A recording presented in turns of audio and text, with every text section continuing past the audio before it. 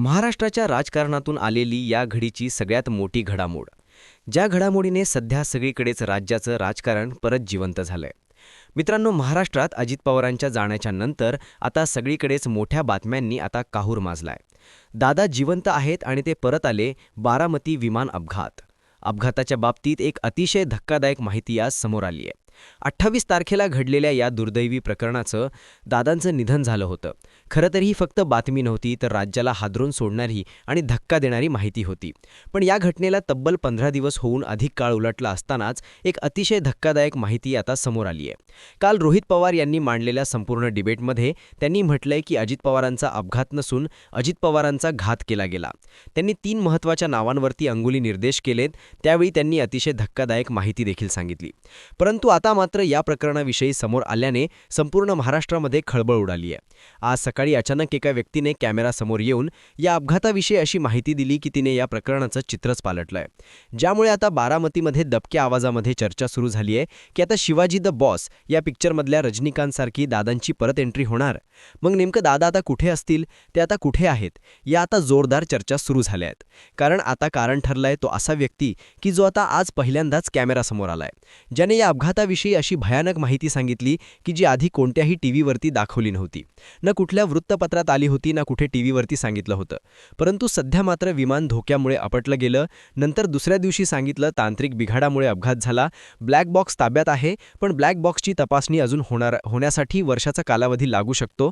पण तेवढ्यात एक राष्ट्रवादीचे खासदार त्यांनी एक असा दावा केला की ज्याने या प्रकरणाची दिशा पलटली होतीच. कालपर्यंत वेगळ्या अँगलला हे प्रकरण होतं, पण तेवढ्यात आज सकाळी एका व्यक्तीने जे सांगितलंय त्यांनी या प्रकरणाची सगळीच दिशा बदलून टाकली.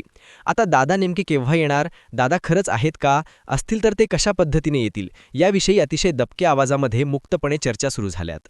कारण की दादांचे नातेवाईक रोहित पवार यांनी देखील एक तारीख सांगितली असून त्या दिवशी पुन्हा एकदा प्रेस घेणार आहेत.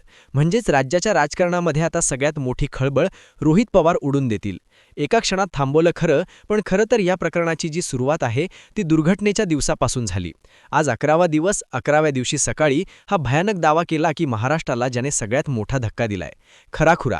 पण जेव्हा ही दुर्घटना घडली त्याच्या अगदी 15 मिनिटापासून, दुर्घटना घडल्यानंतर एक 15 ते 20 मिनिटापासून वेगवेगळे पुरावे येण्यास सुरुवात झाली. आजचा जो दावा आहे तो खरं तर अंगावर काटा आणणार आहे. ज्याने दादा खरंच आहेत का, दादा कधी परत येणार, नेमकं काय सत्य आहे, हे सगळं बाहेर आज येणार. पण आता हे समजून घेण्यासाठी आपल्याला पहिल्या दिवसापासून त्या घडामोडी पाहाव्या लागतील. कारण की त्या व्यक्तीने जे सांगितलंय ते पहिल्या दिवसापासून सांगायला सुरुवात केली आहे. जे टीव्हीवर पहिल्या दिवसापासून दाखवलं जात होतं ते सगळं खोटं ठरलंय. कारण की जे दाखवलं गेलं ते सगळं होतं, जे घडलंय ते अगदीच वेगळं होतं, अशा व्यक्तीने सांगितलंय. खरं सर्वांना ठाऊक आहे की 28 जानेवारीची प्रभात होती, ज्या दिवशी 8:45 विमान क्रॅश झालं. अपघात घडल्यानंतर घटनास्थळी सर्व सुरक्षा पथकं असतील किंवा यंत्रणा असतात त्या तिथे पोहोचल्या. त्यानंतर तिथे मृतदेह आढळले.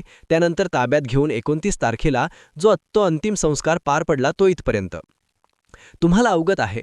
पण जेव्हा दुर्घटना घडली होती त्याच्या काही तासातच एक वेगळाच आरोप करण्यात आला होता. खरं तर या प्रकरणाला तिथूनच नवं वळण मिळायला सुरुवात होती. पहिला दिवस होता 28 जानेवारीचा. अपघात झाला आणि काही तासातच एक आमदार अमोल मिटकरी यांचा सूर माध्यमातून म्हटला. मिटकरींनी दावा केला, जो दावा या तपासाची दिशा बदलणारा ठरणार होता. क्रॅश कसं झाला, विमान क्रॅश झालं की तांत्रिक बिघाड होता, की नेमकी पायलटने महत्त्वाची चूक मुद्दामून केली, हे आता सगळेच महाराष्ट्रातले लोक शोधू लागलेत. मात्र आता विमानातून धूर निघत नव्हता, विमानातून धूरच नव्हता.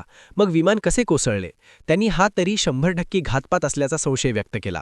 खरं तर सर्वसामान्यांना वाटलं चला 16 ते भावनावश झालेत, त्यामुळे कदाचित ते असा दावा करत असतील. पण दुसरा धक्कादायक दावा म्हणजे त्यांनी जो केलाय त्यानेच खरं तर तपासाची दिशा बदलली आहे. दुसऱ्या दिवशी त्याचे खरे वास्तव उघड होणार होते. पण आज 14व्या दिवशी जो माणूस कॅमेरासमोर आलाय त्याने जे सांगितलंय त्याने त्या सर्व गोष्टींचं चित्रच पालटलंय. पहिल्या दिवशी ते म्हणाले विमानातून धूर येत नव्हता, पण त्यांनी दुसरा तर्क मांडला. मृतदेह 5च होते, 5 मृतदेह होते. मग हे गणित कसं जुळलं? आता पहिल्या दिवसाची बाब होती ती. पण दुसऱ्या दिवशी एक दुसरे मोठे नेते यावर बोलले की तिथे मृतदेह 5च होते, मात्र प्रवास 6 लोकांनी केला. मग दादा विमानामध्ये होते का, असा प्रश्न सध्या विचारला जात आहे. दादा विमानात नाहीत, मग दादा कुठे आहेत? दादा पुन्हा बारामतीला कसे येणार? या देखील प्रश्नांनी सगळीकडे काहूर उडालं होतं. अचानकपणे त्या व्यक्तीने सगळं सांगितलं की महाराष्ट्रामध्ये सध्या जो अपघात घडलाय तो अपघात नव्हता, तो घातपात होता. याचा अर्थ असे काहीतरी अकल्पित घडलंय. याच दिवशी ममता बॅनर्जी यांनी देखील उच्च न्यायालयामार्फत याचा तपास करा असे त्यांनी सुचवले. तिथे पुन्हा तीच बाब अधोरेखित होती. विमानात 6 लोक स्वार झाले होते, मग 5च सेवक सापडले, मग तो 6वा व्यक्ती कुठे गायब झाला. चौथ्या दिवशी अशा एका माणसाला अटक होणार होती की ज्याच्या कबुलीने या प्रकरणाचा रोखच बदलून गेला. दिवस चौथा उजाळत होता. लोक दादांना आदरांजली वाहत होते. शोकाकुल वातावरणात त्यांचा अंत्यविधी झाला.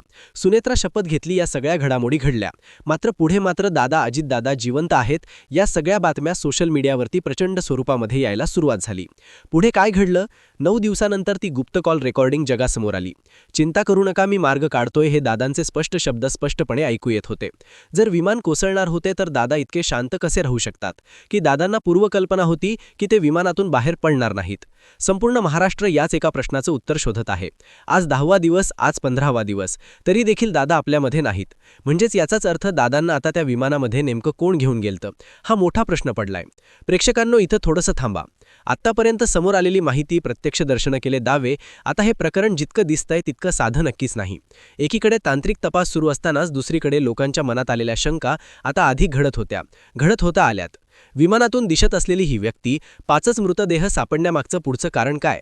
सर्व योगायोग आहे का? राज्याचं राजकारण का घडतंय? मग अजित पवारांचा घातपात नेमका कोणी केला?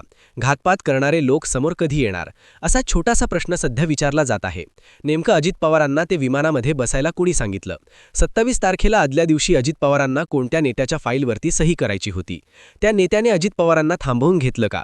मग दादांनी आपल्या गाडीचा प्रवास रद्द करून विमानाचा प्रवास सुरू केला.